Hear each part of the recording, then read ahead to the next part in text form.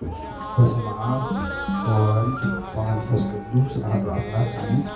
የልዑል እግዚአብሔር ቤተሰቦች የእናታችን የእመቤታችን የቅድስት ድንግል ማርያም ወዳጆች እንደምን አመሻችሁ።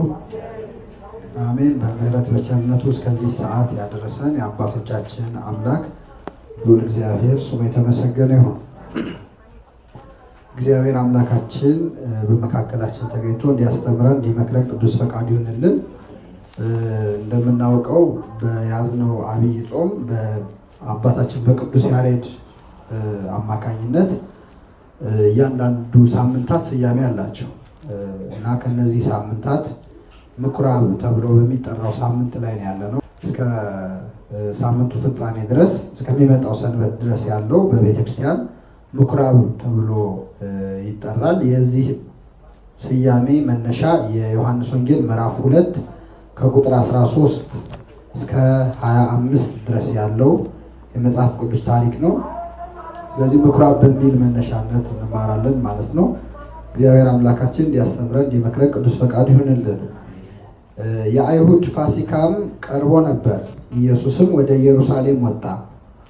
በመቅደስም በሬዎችንና በጎችን ርግቦችንም የሚሸጡትን ገንዘብ ለዋጮችንም ተቀምጠው አገኛል። የገመድ ጅራፍም አበጅቶ ሁሉም በጎችንም በሬዎችንም ከመቅደስ አወጣቸው። የለዋጮችንም ገንዘብ አፈሰሰ፣ ገበታዎቻቸውንም ገለበጠ። ርግብ ሻጮችንም ይህን ከዚህ ውሰዱ፣ የአባቴን ቤት የንግድ ቤት አታድርጉት አላቸው። ደቀ መዛሙርቱም የቤትህ ቅናት ይበላኛል ተብሎ እንደተጻፈ አሰቡ። ስለዚህ አይሁድ መልሰው ይህን ስለምታደርግ ምን ምልክት ታሳየናለህ አሉት። ኢየሱስም መልሶ ይህን ቤተ መቅደስ አፍርሱት፣ በ3 ቀንም አነሳዋለሁ አላቸው። ስለዚህ አይሁድ ይህ ቤተ መቅደስ ከ46 ዓመት ጀምሮ ይሰራ ነበር፣ አንተስ በ3 ቀን ታነሳዋለህን አሉት። እርሱ ግን ስለ ሰውነቱ ቤተ መቅደስ ይል ነበር። ስለዚህ ከሙታን ከተነሳ በኋላ ደቀ መዛሙርቱ ይህን እንደተናገረ አሰቡና መጻሕፍትንና ኢየሱስ የተናገረውን ቃል አመኑ። በፋሲካ በዓልም በኢየሩሳሌም ሳለ ያደረገውን ምልክት ባዩ ጊዜ ብዙ ሰዎች በስሙ አመኑ። ነገር ግን ኢየሱስ ሰዎችን ሁሉ ያውቅ ነበር፣ ስለ ሰውም ማንም ሊመሰክር አያስፈልገውም ነበርና አይተማመንባቸውም ነበር፣ ራሱ በሰው ያለውን ያውቅ ነበርና ይላል። እንግዲህ ቀደም ሲል ያነበብነው ታሪክ ነው የምኩራብ ብለን በዚህ ሳምንት የምናስበው። በወንጌልም በቅዳሴው በዕለተ ሰንበት የተነበበው ቀደም ሲል ያነበብነው ክፍል ነው። እንግዲህ በጌታችን አንጽሖተ መቅደስ ወይም ቤተ መቅደስ የማንጻት ስራ እና ውጡ ብሎ ያስወጣው 2 ጊዜ ነው። የመጀመሪያው አሁን ያነበብነው ነው። ሁለተኛ ደግሞ ማቴዎስ ወንጌል ምዕራፍ 21 ላይ የምናገኘው በዕለተ ሆሳዕና በአህያና በውርንጫይቱ ላይ አድርጎ ወደ ኢየሩሳሌም ከገባ በኋላ በድጋሚ አንጽሖተ መቅደስ አድርጓል። ስለዚህ ስንት ጊዜ ነው ቤተ መቅደስ ያጸዳው? 2 ጊዜ ነው። ይሄ እንግዲህ የመጀመሪያው ነው። ጌታችን ከተጠመቀ ጀምሮ እስኪሰቀል ድረስ 4 ፋሲካዎች አልፈዋል። 4 ፋሲካዎች አልፈዋል። ከነዚህ ከ4ቱ ፋሲካዎች የመጀመሪያው ፋሲካ ያሁኑ ነው። የአይሁድ ፋሲካ ቀርቦ ነበር ነው የሚለው። ከዚህ በኋላ ደግሞ የመጨረሻው ፋሲካ 4ኛው ፋሲካ ላይ ጌታችን ይሰቀላል። 4 ፋሲካዎች አልፈዋል ማለት ነው ከተጠመቀ ጀምሮ እና የመጀመሪያው ፋሲካ ከተጠመቀ በኋላ የመጀመሪያው ፋሲካ በዓል ላይ ነው። ምን ይላል ሲጀምር? የአይሁድ ፋሲካ ቀርቦ ነበር ይላል። የነማን ፋሲካ? የአይሁድ። የመጀመሪያው የዚህ ታሪክ ትምህርት የሚጀምረው ከዚህ ነው።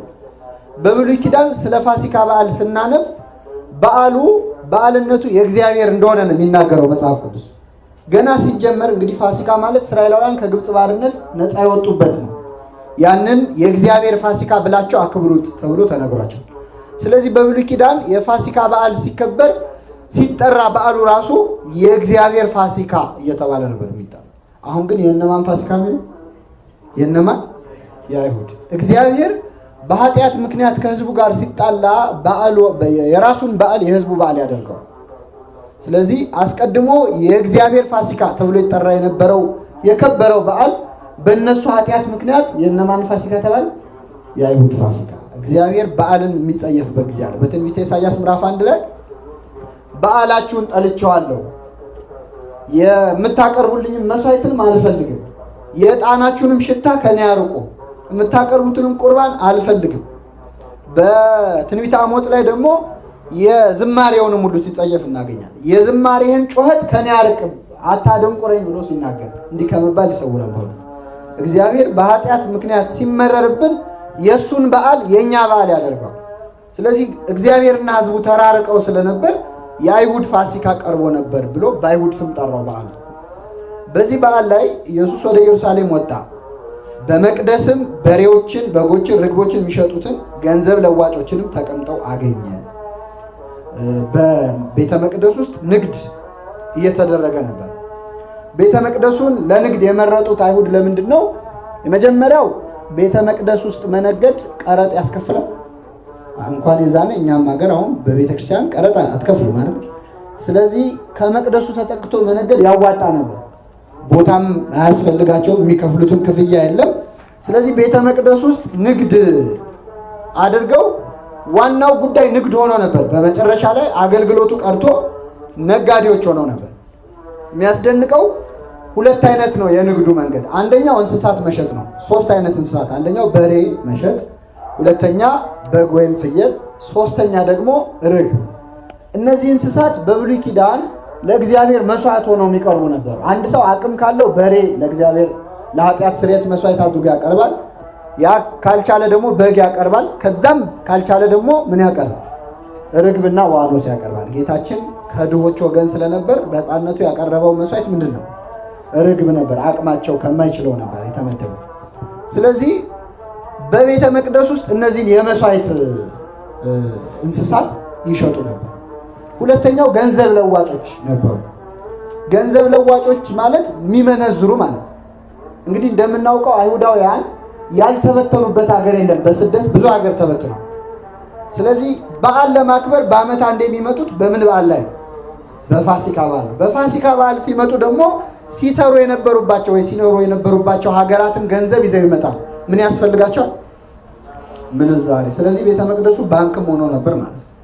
እዛው ገንዘብ የመለወጥ ስራ ይሰሩ ነበር። በቤተ መቅደስ ውስጥ ንግድ። መቅደሱ በእንስሳት ቆሻሻ፣ በእንስሳት እድፍ ሸቶ ነበር። መቅደስ መሆኑ ቀርቶ ማለት ነው። እና የሚሰማው ዕጣን ሳይሆን ጸሎት ሳይሆን የእንስሳት ጩኸት ነበር። የገንዘብ ልውውጥ፣ ጭቅጭቅ፣ በዚህ ለውጥልኝ በዚህ ለውጥልኝ የሚል ጭቅጭቅ ነበር። ስለዚህ ቤተ መቅደሱ ሙሉ የንግድ ቦታ ሆኖ ነበር ለጌታችን የጠበቀው። ለመጀመሪያ ጊዜ ነው ያየው አይደለም።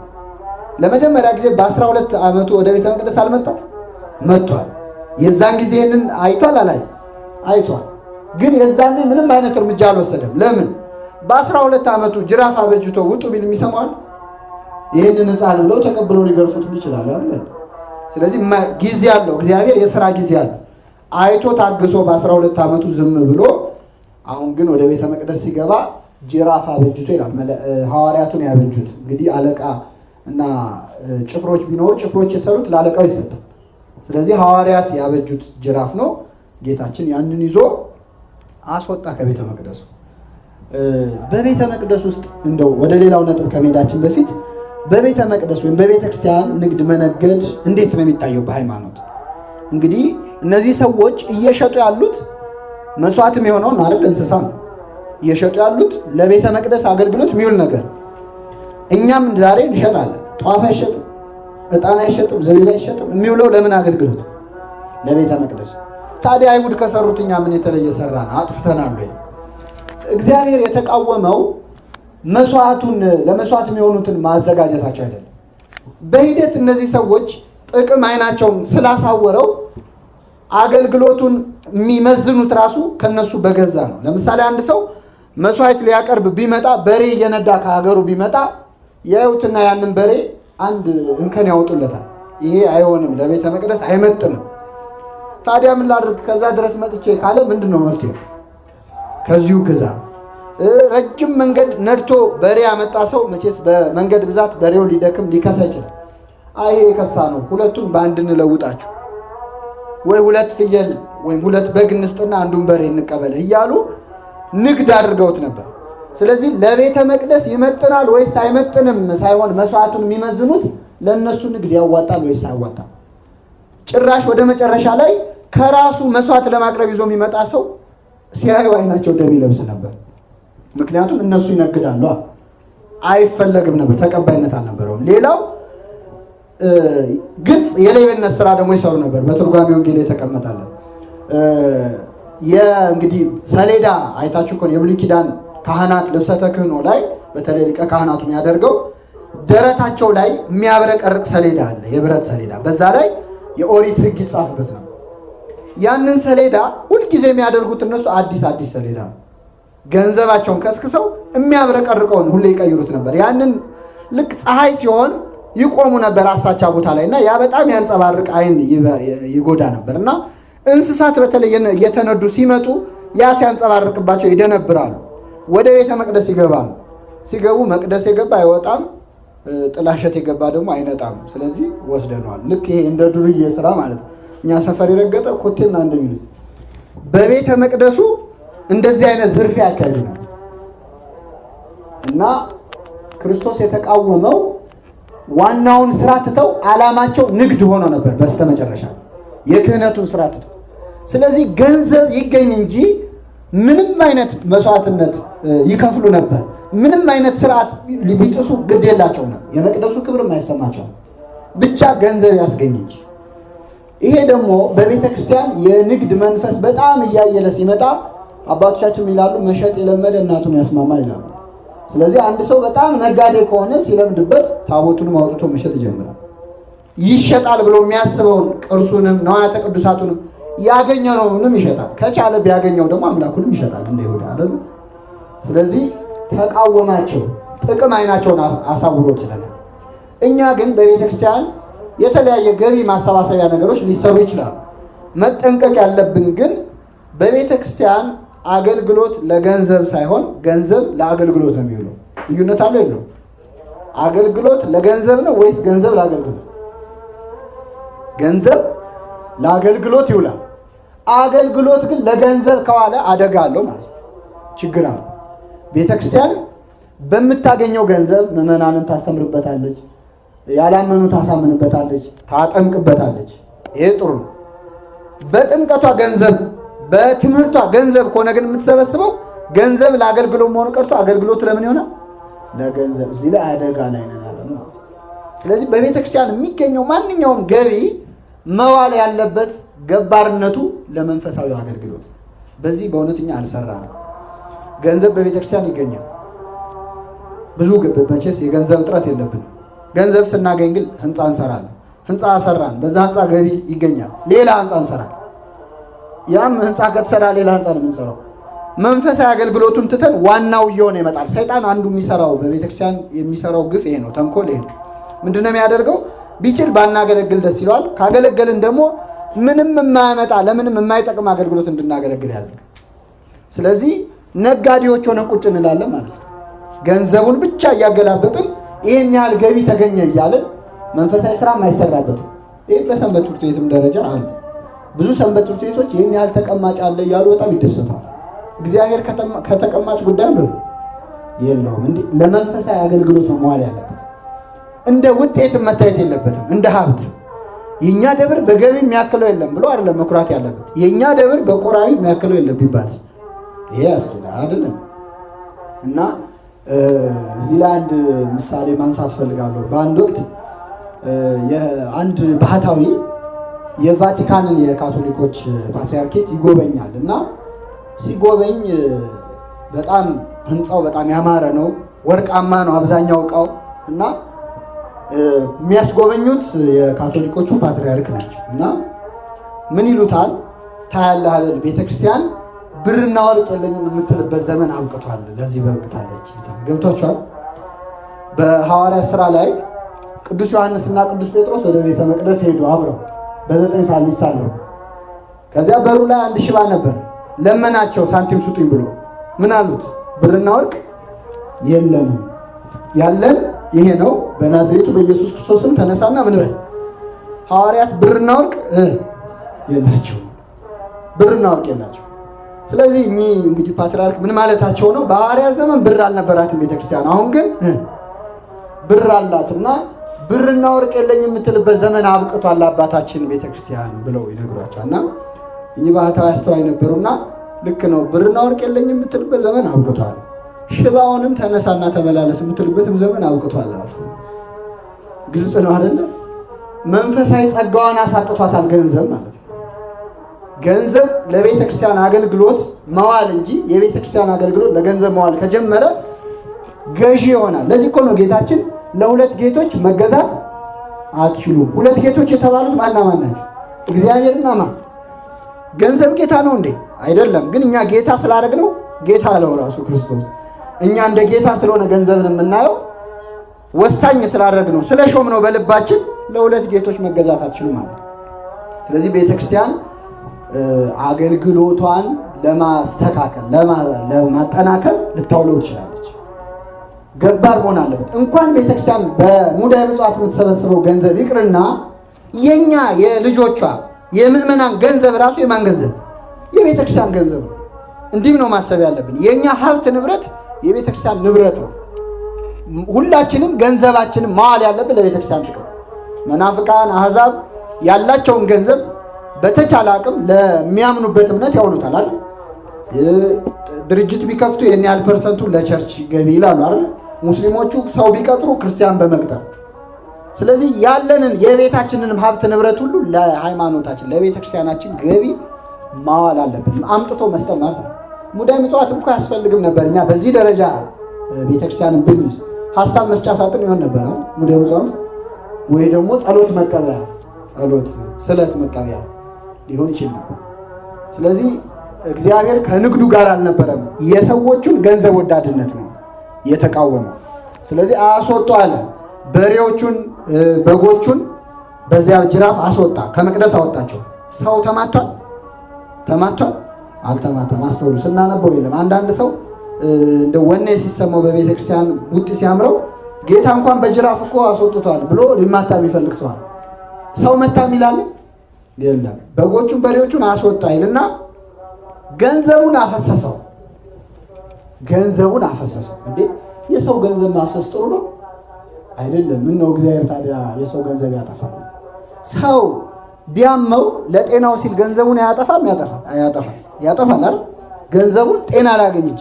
እነዚህ ሰዎች በቤተ መቅደስ በመነገዳቸው ነፍሳቸው በበሽታ ትያዛለች፣ በኃጢአት ይቀሰፋሉ።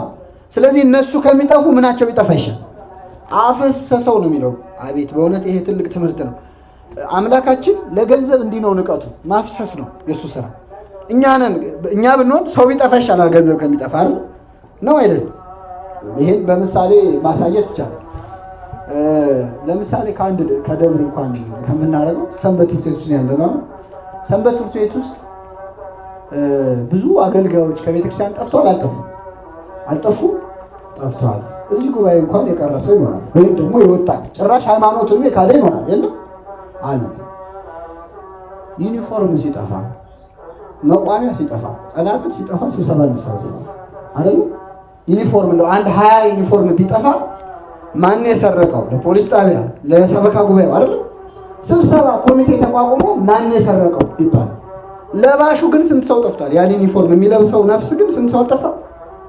እኛ ጉዳያችን ሰው ይጥፋ ብቻ ገንዘቡ። ይሄ አትሮንስ ቢሰረቅ አንድ ወንበር ቢጎድል ስብሰባ እንሰበሰባለን። ወንበሩ ላይ የሚቀመጠው ሰው ግን ቢጎድልም ባይጎድልም ጉዳያችን። ስለዚህ እኛ ቅድሚያ የምንሰጠው ከሰው ነፍስ ይልቅ ለምንድን ነው? ለገንዘቡ። የክርስቶስ ደም የፈሰሰለት ሰው ሲመነፍቅ ጉዳያችን። ግን ከአንድ ቦታ ይሄ ተሰረቀ ተዘረፈ ሲባል በጣም በቃ እንንገበገባለን። ሰይጣን ስንት ነፍሳትን ከቤተክርስቲያን ዘርፏል። እኛ ብሩ ነው አይደል የሚያስደንቀው? ስንት ነፍሳትን ዘርፏል ከቤተክርስቲያን። በክህደት የወሰዳቸው በጣም ብዙ ሰዎች አሉ። ስለዚህ አስተሳሰባችን ራሱ መስተካከል አለበት ማለት ለገንዘብ የምንሰጠው ቦታ። የኛ መምህራችን የኛ አርአያችን ማን ነው? ራሱ ክርስቶስ ነው አይደል? ገንዘቡ ምን አደረገው? አፈሰሰው። እነሱ ከሚጠፉ ገንዘቡ ምን ይበል? ይጥፋ። አያችሁ፣ በቃ የሰው ነፍስ ነው ቅድሚያ የሚሰጠው። ገንዘቡን አፈሰሰው። ርግብ ሻጮችንም ይህን ከዚህ ውሰዱ አላቸው። ርግብ ሻጮቹን ርግቦቹን እየገረፈ አስወጣ ይላል አይደለም። ርግብ ሻጮቹን አንሱ ውሰዱ። ለምን አለ? በሬውን መጥቶ እንዳስወጣ ለምን ርግቡን አልተባለ? ርግብ በጅራፍ ብትመታ ተተርፋለች። ስለዚህ እነዚህ ሰዎች ርግባችንን ገሎ ነው የሰቀልነው ሊሉ ነው በኋላ አይደለም። ስለዚህ ማንን መምታት፣ ማንም ማፍሰስ፣ ማንን ደግሞ አውጡ ማለት እንዳለበት ያውቃል። ስለዚህ እነዚህ ደግሞ አውጡ አለ። አቅም አይቶ ነው እግዚአብሔር የሚገስጸው። እኛ እንደ ርግብ ያለ አቅም ያለው ላይ ተግሳጽ አውርደን ያጠፋል ብዙ አለ፣ ኃይለ ቃል ተናግረን። ስለዚህ አስወጣቸው። እንግዲህ አወጣጡ እንዲሁ ከላይ ስናየው ነው እንጂ በዚህ ውስጥ በጣም ብዙ ሊነግረን የፈለገው ነገር አለ። አምላካችን ሊቃውንት ብዙ አቅጣጫ ይተውታል። አንደኛ በሬውን በጉንና ርግቦቹን አስወጣ ነው የሚለው አይደል? እነዚህ እንስሳት በብሉይ ኪዳን ለምንድን ነበር የሚውሉት? ለመስዋዕት ብለናል አይደል? ስለዚህ የኦሪት መስዋዕቶች ናቸው። አስወጣቸው ከመቅደሱ ማለት የኦሪት መስዋዕት አለፈ። አሁን የኦሪት መስዋዕት ማን ነው? ራሱ ነው። ስለዚህ እኔ መጥቻለሁ፣ የምሰዋው እኔ ነኝ፣ እነዚህን አስወጡ ማለት ነው። ግልጽ ነው አይደል? በይፋ እንስሳቱን ከመቅደሱ አስወጣ ማለት የእንስሳ መስዋዕት አብቅቷል። መስዋዕት ኦሪት አለፈ። መስዋዕት ሐዲስ የአዲስ ኪዳን በግ ልሰዋ የመጣሁት እኔ ነኝ ማለት ነው። ራሱ ክርስቶስ በግ አይደለም? የዓለምን ኃጢአት የሚያስተሰርይ የእግዚአብሔር በግ ይለዋል። የእግዚአብሔር በግ ይለዋል። በግ የሚወለደው በረት ውስጥ እንደሆነ ክርስቶስ የት ነው የተወለደው? በረት ውስጥ ነው። የዛሬ ሳምንት ደግሞ ታነቡታላችሁ። የመጻጉዕ ተብሎ በሚሰየመው ሳምንት በኢየሩሳሌም በበጎች በር በኩል አልፎ ነው አይደል የመጣው? በምኖች በር? እሱ ምን ስለሆነ? በግ ስለሆነ በግ ነዋ። ስለዚህ በበጎች በር በኩል አለፈ። ከዛ በኋላ ወደ መስዋዕቱ ነው የሚሄደው። በጎች በሚገቡበት ገባ። እንደውም አንድ ነገር እዚህ ላይ መጨመር እንችላለን። ታስታውሱ ከሆነ በዕለተ ዓርብ በጥፊ ሲመታው አንድ ሰው የዛሬ ሳምንት የምናየው ድውይ ራሱ ጌታ ያዳነው ነው የተማተው። ሲመታው ስለምን ትመታኛለህ? ክፉ ተናግሬ እንደሆን መስክርብኝ፣ መልካም ተናግሬ ግን ከሆነ ለምን ትመታኛለህ ብሎት ነበር። ይህ ለምንድን ነው የተደረገው? በብሉይ ኪዳን አንድ በግ ለመሰዋት ወደ ቤተ መቅደስ ይመጣል። ሲመጣ ይህ በግ በእርግጥ ለመስዋዕትነት ብቁ ነው ወይስ አይደለም የሚለውን ካህኑ ያረጋግጣል። ከሊቀ ካህናቱ ፊት ከመቅረቡ በፊት ያየዋል። ነውር የሌለበት መሆኑን፣ ፀጉሩ አሮ ከሆነ፣ እግሩ ላይ ችግር ካለ፣ ቀንዱን የከረከረ ከሆነ ያየዋል። ንጹህ ከሆነ ማህተም የሚመቱበት ማህተም አለ፣ ይመታበታል። ንጹህ ካልሆነ ግን እየገረፈ ያባርረዋል። አንዴ ከተመታበት በኋላ ግን ያንን በግ የሚነካው የለም። እየሰማችሁ? አንዴ ያ በግ ንጹህ መሆኑ ከተረጋገጠ አንዴ ይመታል፣ ማህተም ይመታበታል። ከዛ ወስደው ለሚሰዋው ይሰጡታል። ከአንዴ በኋላ ግን ምን አይደለም አይመታም። ከአንዴ በኋላ የሚመታው ምን ሲኖርበት? ችግር ሲኖርበት ነው። ጌታችን ምን አለ? በጥፊ መታው። ክፉ ተናግሬ ከሆነ ስለ ክፉ መስክርብኝ፣ ለምን ትመታኛለህ አለው። ምን ማለት ነው? ሊሰዋ ነው የመጣው፣ እሱ በግ ነው አይደለ? ስለዚህ የዚህን ሰውዬ ጥፊ እንደ ማህተም ቆጥሮታል፣ ንጹህ መሆኑን ማለት ነው። ልሰዋ ነው የመጣሁት፣ ያ በግ ነው። ከዛ በኋላ ሲያጉላሉ ስለምን ትመቱኛላችሁ? ክፉ ተናግሬ እንደሆነ ምን በሉብኝ? መስክሩብኝ። መልካም ተናግሬ እንደሆነ ግን ስለምን ትመቱኛላችሁ? በቃ ልሰዋ ነው የመጣሁት፣ ነውር የሌለበት በግ መሆኔ ታውቋል ማለት ነው። ግልጽ ነው አይደል? ስለዚህ አምላካችን ራሱ በግ ስለሆነ የኦሪት መስዋዕት የሚሆኑትን እንስሳት ሰብስቦ አስወጣቸው። ርግብ ሻጮች ደግሞ ሊቃውንት በብዙ መልኩ ይተረጉምታል። አንድ አባት ምን አለ? ርግብ ሻጮች የተባሉት የመንፈስ ቅዱስ ጸጋን በቤተ መቅደስ የሚሸጡ ሰዎች ናቸው። መንፈስ ቅዱስ በምን ተመስሏል? በርግብ ተመስሏል አይደል? ጌታችን ሲጠመቅ መንፈስ ቅዱስ የወረደው በምን ምሳሌ? በርግብ አምሳል። ስለዚህ የመንፈስ ቅዱስ ጸጋን የሚሸጡ ሰዎችን ነው እየገሰጸ ያለ። የመንፈስ ቅዱስ ጸጋን መሸጥ ማለት ለክርስትና ለመነሳት ለመጠመቅ ጉቦ ቢቀበል አንድ ካህን ቤተክርስቲያን ካርድ ለማስወጣት ከምጠይቀው ያ አስፈላጊም ነው፣ ወጪ የሚወጣበት ስለሆነ። ከዛ ውጭ ግን የተለየ ስጋው ደሙን ለመቀበል አንድ ካህን ይህን ያህል ብር አምጣ፣ ይህን ያህል ብር አምጪ ቢል፣ ንስሐ ለመግባት ገንዘብ ቢጠየቅ፣ ክህነት ለመስጠት ገንዘብ ቢጠየቅ፣ የመንፈስ ቅዱስ ጸጋን እየሸጡ ያሉ ርግብ ሻጮች ይሆናሉ እነዛ ሰዎች። ርግብ ሻጮቹን ከዚሁ ሰዱዋል። የመንፈስ ቅዱስ ጸጋን አትሽጡ፣ አትለውጡ። መንፈስ ቅዱስን መሸጥ ይሁዳን መሆን ነው። ምክንያቱም ይሁዳ የሸጠው ከአብ ከወልድ ከመንፈስ ቅዱስ ማንን ነው? ወልድን ነው። መንፈስ ቅዱስን የሚሸጥ ሰው ደግሞ ያው ይሁዳ ይሆናል። ምክንያቱም ወልድና አብ እኩል ናቸው አይደል? ስለዚህ ቢያገኘው ወልድን ነበር የሚሸጠው፣ አጠገቡ ያገኘው መንፈስ ቅዱስ ሸጠው። በወልድ በነበረበት ዘመን ቢኖር ወልድን ይሸጠው ነበር ማለት ነው አንድ ሰው። ስለዚህ የመንፈስ ቅዱስ ጸጋን መሸጥን ነው እግዚአብሔር የሚቃወመው። ይህ በተዘዋዋሪም በቀጥታም በቤተክርስቲያናችን ይታያል። ገንዘብ ለመሰብሰብ ተብሎ ብዙ የሚሰሩ ግፎች አሉ። አባ ሕርያቆስ እንደው አቅማቸው መቼስ ስልጣናቸው ባይፈቅድ እንደው ወደ መቅደሱ በገንዘብ ላጥምቅ ባይሉ አባ ሕርያቆስ የባረከው መስቀል ሚል ሲሸጥ ሰምታችኋል? እስቲ አስቡት። አባ ሕርያቆስ አለ አሁን የት መጥቶ ነው የባረከው? እኔ እንግዲህ በራሴ የሰማሁት ማስታወቂያ ነው ነገር አባ ሕርያቆስ የባረኩት መስቀል የሚባሉ ጳጳስ የሉም። እንግዲህ ከየት አመጥቶ ነው የስንት ዓመተ ምህረት የነበረ ጳጳስ የባረከው? ህዝቡ ይገዛል። በእርግጥ ህዝቡ እግዚአብሔር የሚያየው የሰዎቹን ሌብነት ሳይሆን የህዝቡን እምነት። ይሄ ንግድ ማለት ነው። ሌላው ቅዱስ አውግስጢኖስ ደግሞ ርግብ ሻጮችን ምዕመናንን የሚሸጡ የሚለውጡ የሰዎችን እምነት፣ ምክንያቱም ርግብ የዋህ እንደሆነች ምዕመናንም የዋህ ናቸው፣ አያውቁም፣ አልተማሩም፣ አልበሰሉም። ስለዚህ እነሱን መነገጃ የሚያደርጉ በምዕመናን እምነት የሚነግዱ ሰዎች ናቸው። እነዚህንም ይገስጻል እግዚአብሔር። በምዕመናን እምነት ብዙ ንግድ አለ። ባህታዊ የበቃ አባት እየተባለ በብዙ ሰው ነፍስ የሚጫወት ብዙ አለ። በእውነት እኔ እንደሚለመንለት ቤተክርስቲያን ቢሆን ኢትዮጵያ ውስጥ ቤተክርስቲያን የፈረሰ ቤተክርስቲያን አይኖርም ማለት በየቦታው እንደምናየው የማይለመንበት ምክንያት የተቃጠለ ዛሬ የኡራኤል ቀን የተቃጠለው የኡራኤል ቤተክርስቲያን ይሆናል። የሚካኤል ቀን ሲሆን ደግሞ የሚካኤል ነው የተቃጠለው። እንዴት ነው ነገሩ? በየዕለቱ ይቀየራል እንደ ስሙ ቤተክርስቲያን። እንዲህ አይነት ጨዋታ የሚጫወቱ ቤተክርስቲያን ቅዳሴ እንግዲህ ከቅዳሴ በላይ ስርዓት አለ የለም። ምክንያቱም በዚህ ጉባኤ በትምህርት እግዚአብሔር በመንፈስ ይገኛል። በቅዳሴ እኮ በአካል ነው የሚገኘው እግዚአብሔር አይደለም እንዴ? ከመቤታችን በነሳው ስጋና ደም እኮ ነው የሚገኘው እግዚአብሔር፣ በመንፈስ እንኳን አይደለም። ቅዳሴ እየተቀደሰ ውጭ ቆመው ወዮላችሁ እንዲህ እያደረጉ ነው ካህናቱ ጳጳሳቱ። አሁን ደግሞ እንደ ህትመት ዳሰሳም አድርጓቸዋል። መጽሔቶች ይዘረጉና የሰባኪያን ምናምን የሚመለከት መጽሔት እየወጣ ነው አይደለም የቤተክርስቲያን ጉዳይ። ስለዚህ ያን ይደረድራሉ። በቴሌቪዥን አንድ የህትመት ዳሰሳ የሚል ዝግጅት ታውቃል።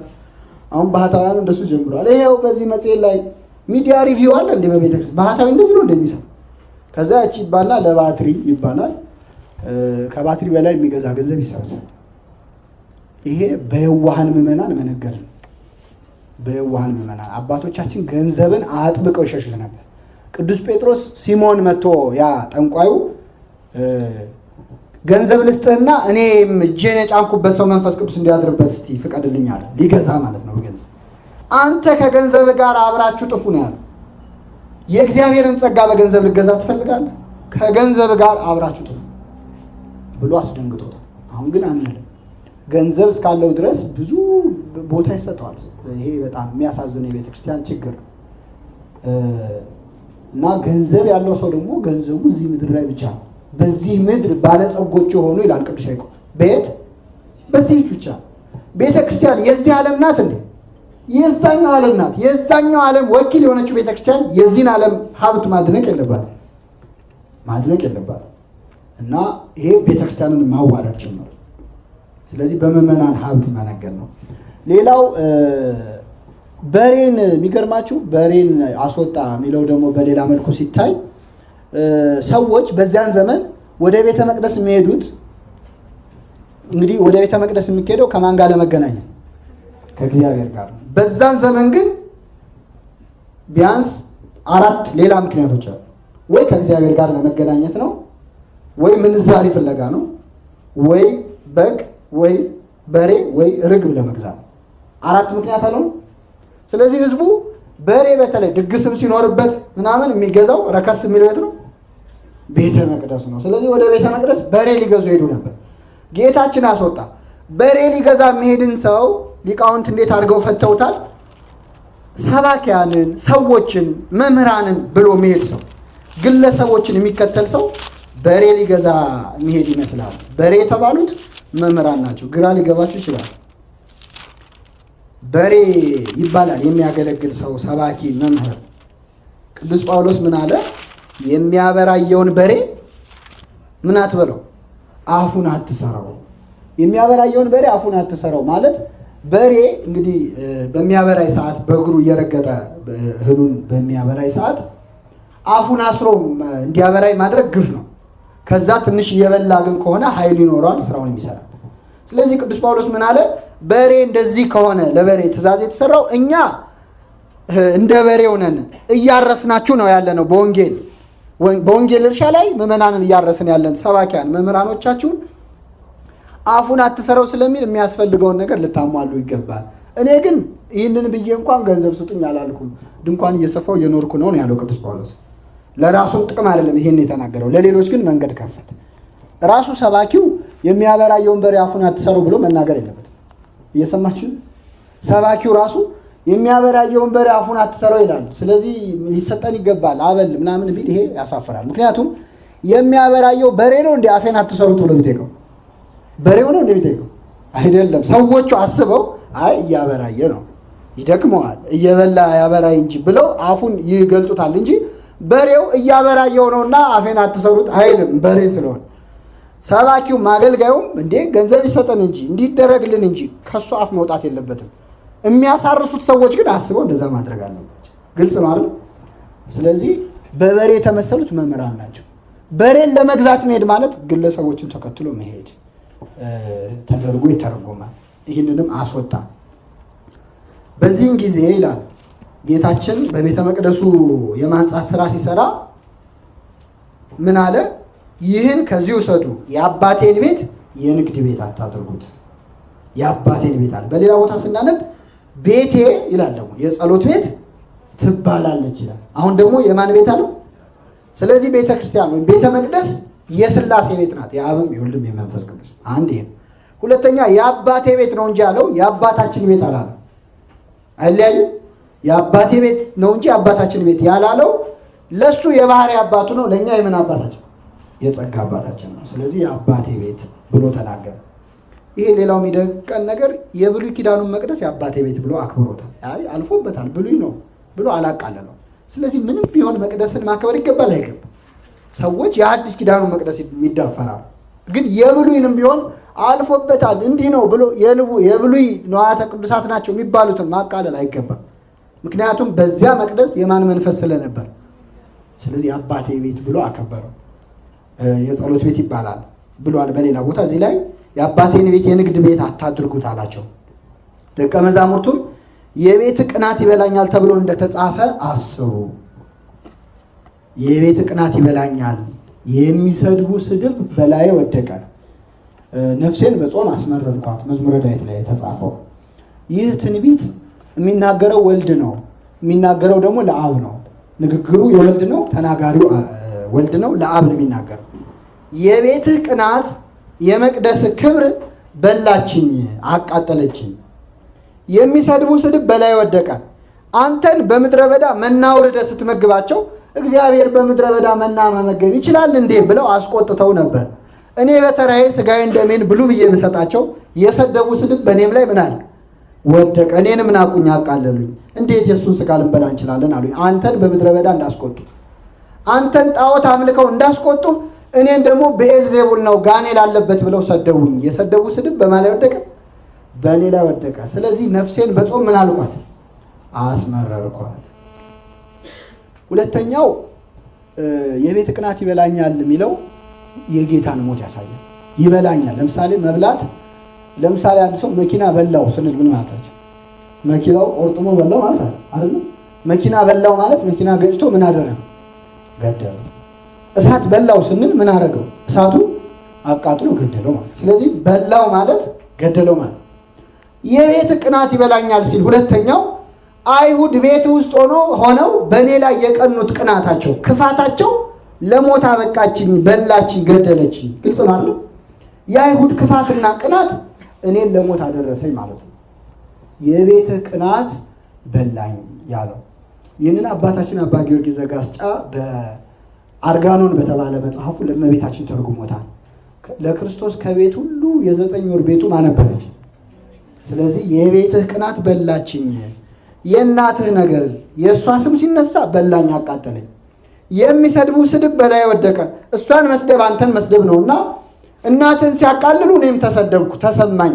ነፍሴን በጾም አስመረርኳት፣ የእሷ ስም በክፉ ተነስቶ አልበላም አልጠጣም አልኩ ብሎ አባ ጊዮርጊስ ዘጋስጫ ለእመቤታችን ደግሞ ተርጉሞታል። ዞሮ ዞሮ ለእመቤታችንም ለቤተ ክርስቲያንም እንመስለዋለን። ለቤተ ክርስቲያን የቀና ለድንግል ማርያም ክብር የቀና ምን ያደርግ? ይጹም። ምክንያቱም ነፍሴን በጾም ምን አልኳለ?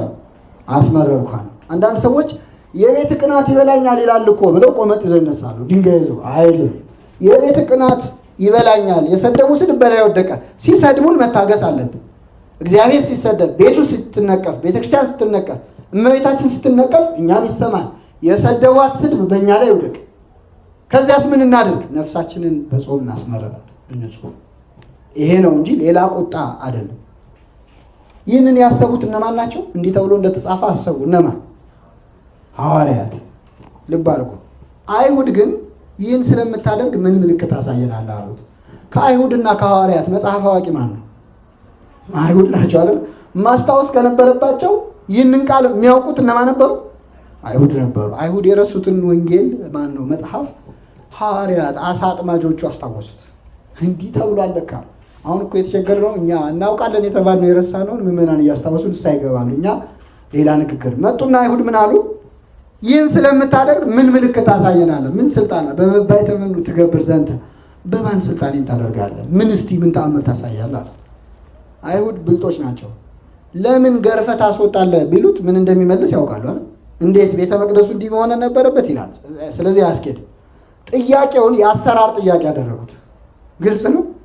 ለምን አስወጣ ሳይሆን ማን ስልጣን ሰጠ? አሁን ጥያቄው የተደረገውን ትቶ አሰራር አላደረጉት። ማን ሾመ? ከሀገረ ስብከት ነው በእኛ ቋንቋ ማለት ደብዳቤ ያለ ከላይ እንደማለት እኮ። ማን ስልጣን ሰጠ? አደረጉት። ጉዳዩ አያስኬድም። ሁለተኛ ምን አገባህ እኮ ነው፣ አይመለከትም። ምን ተአምር ታሳየናለህ? እንዲህ ለማድረግ አንተ ማን ነህ? ይሄ የአይሁድ ጸባይ ነው። አይሁድ ጥያቄ ሲጠየቁ ጥያቄውን ትተው ሌሎች ጉዳዮች ላይ ያተኩራል። መልስ መስጠት የማይችሉበት። በአንድ ወቅት ዕውር ሆኖ የተወለደውን ሰው አገኙት። ደጋግመው ጠየቁት። ይህ ሰው ኃጢአተኛ ነው አሉት። ጌታችን ክብር ይግባው ምን አለ? ኃጢአተኛ መሆኑን አላውቅም፣ ዓይኔን ግን ምን እንዳላውቃል እንዳበራ አውቃለሁ። ክርክሩን አልችላሉ። ደጋግመው ሲጠይቁት እንዴ እናንተ ደቀ መዛሙርቱ ልትሆኑ ፈለጋችሁ እንዴ? ለምን ነው ጠይቃችሁኝ ደጋግማችሁ አለ። ምን አሉት? እኛስ የሙሴ ደቀ መዛሙርት ነን፣ አንተ ዕውር ሆነህ የተወለድክ ለእኛ ታስተምረናለህ አሉት። አሁን የሰሰብ ትክክል ነው አጠያየቃቸው አይደለም። ዕውር ሆኖ ተወልዷል። አሁን ዓይኑ በርቷል። ለምን ጉዳዩን ትተው የእሱን ዕውር መሆን ያወራል? አይሁድ ጸባይ ይሄ ዩቱፋላስ የሚባል አለ በሎጂክ። ጉዳዩን ትቶ ለምሳሌ ለምን ሲጋራ ታጨሳለህ ተብሎ ሲጠይቅ አንተ ለምን ትጠጣለህ መልስ ነው አይደለም። እኔ ለምንም ልጠጣ አንተ ለምን ታጨሳለህ ለሚለው ምክንያት መልስ መሰረታል። አይሁድም እንዲህ ናቸው። የተጠየቁትን ትተው ያልተጠየቁት። ስለዚህ የአሰራር ጥያቄ ያደረጉት ምን አገባ? ምን ተአምር ታሳያለህ? በእውነት የአይሁድ ጸባይ ቤተክርስቲያን ውስጥ አንዳንዴ ይገባል።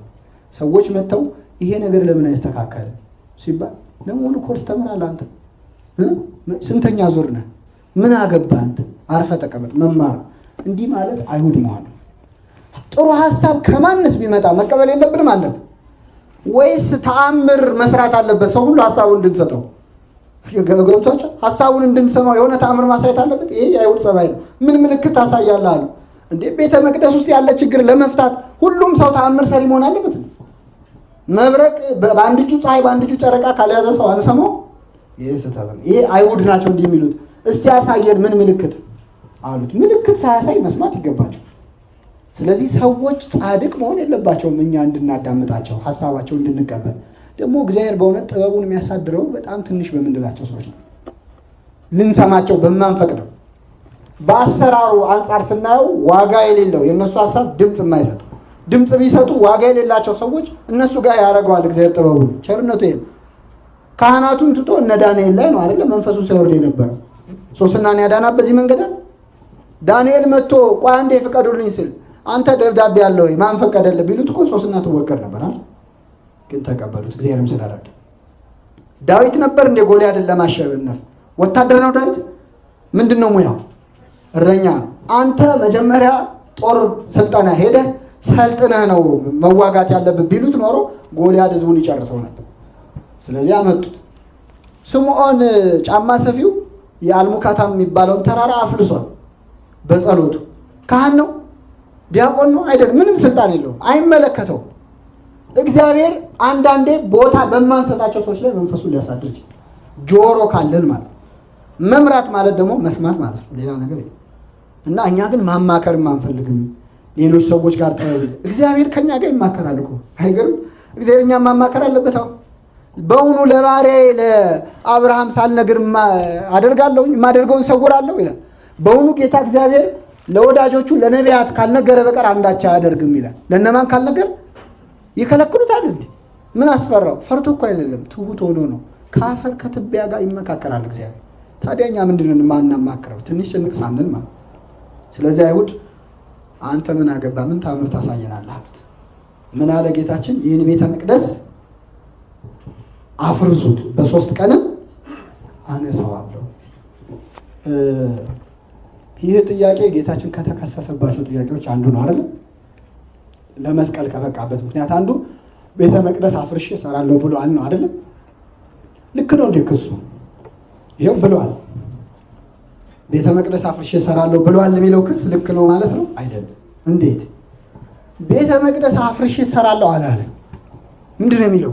ይህን ቤተ መቅደስ ምን በሉት አፍርሱት። አይሁድ ግን ምን ብሏል ነው ያሉት? አፈርሰዋለሁ ብሏል አላለም። እሱ አፍርሱት ነው ያለው።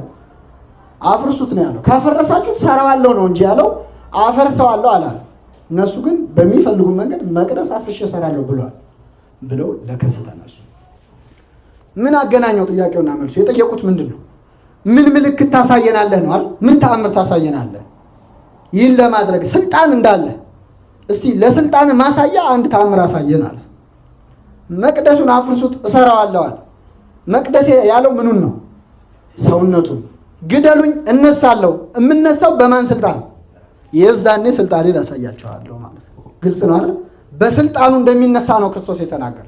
አፍርሱት እሰራዋለሁ ማለት ሞቼ የምነሳው በራሴ ስልጣን ነው። የዛኔ ስልጣኔን ማየት ከፈለጋችሁ ታያላችሁ።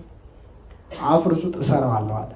አይሁድ ግን ይህ ቤተ መቅደስ ከ46 ዓመት ጀምሮ ይሰራ ነበር፣ አንተ በ3 ቀን ታነሳዋለህ አሉት። እግዚአብሔር ዓለምን በ6 ቀን አይደል የፈጠረው? በ6 ቀን አንድ ህንፃ በ3 ቀን አፍርሶ መስራት እንኳን ለእግዚአብሔር ለእኛም አሁን እየተቻለ ነው። እንኳን ለሱ ማለት ዓለምን በ6 ቀን ለፈጠረ አምላክ ትልቅ ነገር አድርገው እነሱ እንዴት 46 ዘመን እውነትም በእርግጥ ፈጅቷል። 46 ዓመት መጀመሪያ ተሰደው እያለ ስለተሳሉ እግዚአብሔር ከዚህ ከስደት ሀገር ቢመልሰን ወደ ሀገራችን ገብተን ቤት ሳንሰራ ዘር ሳንዘራ ትዳርን መስረት ሳንል የእግዚአብሔር ቤት እንሰራለን ብለው ተሳሉ። ልክ ተስለው እግዚአብሔር ከባቢሎን ከባርነት ነፃ አውጥቶ ወደ ሀገራቸው መለሳቸው። ሲመልሳቸው አይ ቤትማ ሳይሰራ እንዴት ይኖራል ብለው መጀመሪያ የማን ቤት ሰሩ? ይሄ ራሳቸው ቤት ሰርተው ደግሞ አይ ምን ተበልቶ ይኖራል ደግሞ ብለው ዘርዘርተው እርሻ ደግሞ ሲያሱ ቆዩና ትዝ ሲላቸው የእግዚአብሔር ቤት ለመስራት ተነሱ። ሰርተው በጠዋት ሲመጡ ፈርሶ ያድራል። ደጋግመው ሲሞክሩት አሁንም ፈርሶ ያድራል። እግዚአብሔር ቤትን ካልሰራ ሰራተኞች በከንቱ ይደክማሉ። አይሰራ ካለ አይሰራም። መጨረሻ እንዲህ ያለ በመከራ 2 ነገስታት ናቸው በተደጋጋሚ ተነስተው አንዱ አሰራው አንዱ ያሰራው አያምርም ነበር። በኋላ ደግሞ ሄሮድስ ወልደ አንደፌር የሚባል ተነስቶ በአጠቃላይ 46 ዓመት ፈጅቶ ያ ቤተ መቅደስ ተሰራ። በ46 ዓመታት ውስጥ ማለት ነው የተሰራ እና እነሱ ስለ መቅደሱ ነው የሚያወሩት። ይሄም አያቅተው። ይህንን ግን ሊቃውንት በሚስጥር ሲተረጉሙት እሱ ቤተ መቅደስ ያለው ምኑን ነው? ሰውነቱ። ስለዚህ እኛ ደግሞ በሃይማኖት መነጽር ስናየው ይሄን ንግግር እነሱ ስለ መቅደስ ያወሩ መስሏቸውን 46 ዓመት ያለው 2 ትርጉም አለው። አንደኛው የብሉይ ኪዳን መጽሐፍት በቁጥር ስንት ናቸው? የብሉይ ኪዳን መጽሐፍት ስንት ናቸው? 46። በ46ቱ የብሉይ ኪዳን መጽሐፍት ትንቢት የተነገረለት ሰውነትን እንዴት በሞት ታፈርሰዋለህ? ስለሱ አይደል መጽሐፍቱ የሚያወሩት? ስለዚህ 46ቱ መጽሐፍተ ብሉያት የተናገሩለትን ሰውነትን እንዴት ታፈርሰዋለህ አድርገን ነው እኛ የምንሰማው። ቅዱስ አውግስጢኖስ ደግሞ አንድ ለየት ያለ ትርጉም ሰጥቶታል ለዚህ ታሪክ። አዳም የሚለው ቃል በእንግሊዘኛው ስንጽፈው ምንድነው ስፔሊንጉ? አዳም እንዴት ነው ነገር? አዳም የመጀመሪያው ፊደል ምንድነው? ኤ ነው። ሁለተኛው ቀጥሎስ ኤም። እነዚህ 4 ፊደላት አሉ እና እነዚህ ፊደላት በግሪክ ፊደል ቁጥር አላቸው። እንግዲህ የግሪክ የመጀመሪያው ፊደል አልፋ ነው። አልፋ 1 ተብሎ ቤታ ደግሞ 2 እየተባለ ቁጥር ይሰጣቸዋል እስከ መጨረሻው ድረስ ማለት እስከ ኦሜጋ ድረስ። የመጨረሻው ፊደል ኦሜጋ ነው አይደል? አልፋና ኦሜጋ እንልም እግዚአብሔር መጀመሪያና መጨረሻ ማለት ነው። ከሀ እስከ ፐ እንደማለት ነው እና 1 ለአልፋ ይሰጣል፣ ዲ ነው ቀጥሏል። ኤ ዲ ነው። ዲ ደግሞ ዴልታ ነው 4 ይሰጠዋል። ኤ ቅድም ብለናል 1 ይሰጠዋል። ኤም ደግሞ ሜ የሚባል የግሪክ ፊደል አለ 40 ይሰጠዋል። ደምሯቸው ስንት ይሆናል? 46። አዳምን በግሪክ ፊደላት ሲቆጠር 46 ቁጥር ነው የሚያመጣው እና ከአዳም የነሳኸውን ስጋ እንዴት ታፈርሰዋለህ ማለት ነው ብሎ ደግሞ ተናግሯል ቅዱስ አውግስጢኖስ። ግልጽ ነው አይደል? ከአዳም የነሳኸውን ስጋ እንዴት ታፈርሰው ማለት ነው ብሏል። እና አይሁድ ይህንን ተናገሩ። ከዚህ በኋላ የመጨረሻ የምናገኘው ቤተ መቅደስ ያለው ሰውነቱ መሆኑን ሐዋርያት በኋላ አመኑ። በፋሲካ በዓል በዚህ ወቅት በኢየሩሳሌም ሳለ ያደረገውን ምልክት ባዩ ጊዜ ብዙ ሰዎች በስሙ አመኑ። እንዲህ እንደው መቅደሱን አርበድብዶ በጅራፍ እኮ አጸዳው ብለው ይሄን ነው መከተል ብለው በስሙ ምን አሉ? አመኑበት። እንዲህ ከሆነማ ለምን አንከተለውም ብለው ብዙ ሰዎች በስሙ አመኑ በቁጥር። ነገር ግን ኢየሱስ ሰዎችን ሁሉ ያውቅ ነበርና ስለ ሰው ማንም ሊመሰክር አያስፈልገውም ነበርና አይተማመንባቸውም ነበር። ራሱ በሰው ያለውን ያውቅ ነበርና ዛሬ እናደረገ ብለው ያመኑበት ነገ ተሰቅሎ ሲያዩት ይክዱታል። ውይ እኛ ኃይል ያለው መስሎ መቅደሱን ሲያስወጣ ይኸው እየተገረፈ ብለው ነገ ይክዱ። ስለዚህ የሰውን ልብ ያውቅ ነበርና ምን አላለባቸው? አልተማመነባቸው። አንድ ሰው ተአምር አይቶ ማመን እንዳመነ አይቆጠርም። በቤተክርስቲያን በመጽሐፍ ቅዱስ ተአምር አይቶ ከማመን ቃሉን ሰምቶ ማመን ይበልጣል። ተአምር አይቶ የሚያምን ሰው ሌላ ተአምር ሲያይ ይክዳል። ሌላ ተአምር ሲያይ ሰይጣን ተአምር ሲያደርግ ሲያይ ይክዳል። አንዳንድ ሰዎች አሉ እንዴ ካዳነኝ ይላሉ። ካዳነኝማ እርሱ አምላኬ ነው ይላል። ሰይጣን ይህንን ማድረግ ይችላል አይችልም? ለምሳሌ አንድ ሰው እጁን እንዲቆለም መቼስ በደዌ ሁሉ እግዚአብሔር እንዳሰናበተው ዲያብሎስ ነው የሚያመጣው። ለምሳሌ አንድን ሰው አይኑን ቢያጠፋው አንድ አይኑን መልሶ ማብራት ለሰይጣን ይቸግረዋል? እየሰማችሁ ነው? የዘጉትን መክፈት ይከብዳል ለሰይጣን? አይከብድም። በዚህ ፈተና ውስጥ መጽናትና ሃይማኖቱን መጠበቅ ከቻለ ያ ሰው ይድናል። በእውነት እንዲህ ያለ ፈተናዎች በህይወት ውስጥ ይመጣሉ። ተአምር አይተን ምናምን ከሆነ በእንዲህ አይነት ጨዋታ ዲያብሎስ ከሃይማኖት ሊያወጣች እጁን ይጠመዝዘውና ይጎዳውና ወይ ሽባ ያደርገውና መልሶ ይፈታው። ያን ሲያገኝ መልሶ ይደሰታል። ቀድሞ ግን ያንን ጤነኛ አድርጎ የፈጠረ ማን ነው? እግዚአብሔር ነው። እሱን ረስቶ የሆነ ሰዓት ተቆልሞ ስለተፈታ ምን ይባላል? አንድ ባለጸጋ ሰው ደስታ የለኝም ይላልና ብዙ ሀብት አለው። በቦርሳው ሙሉ ወርቅ ይዞ ደስታ አጣው ብሎ ተከፍቷልና አንድ ደሃ ሰው መጣ። ምንድን ሆነ ነው? አይ ደስታ የለኝም እኔ ውስጤ ደስተኛ አይደለም። ደስታ ትፈልጋለህ እንድሰጥህ አለው። አዎ። ያን ቦርሳ ቀምጦ ትሮጠ እና አባሩ በብዙ ድካም አገኘውና ይሄውም ካብሎ ተመለሰ። ምን ነው አለው? ደስታ አልፈለክም? ይሄው ገብቷቸዋል። የቀማውን መልሶ ሲሰጠው የሰውዬ ምን አለ? ተደሰተ። ደስታ ማለት ያለንን አለማወቅ ነው።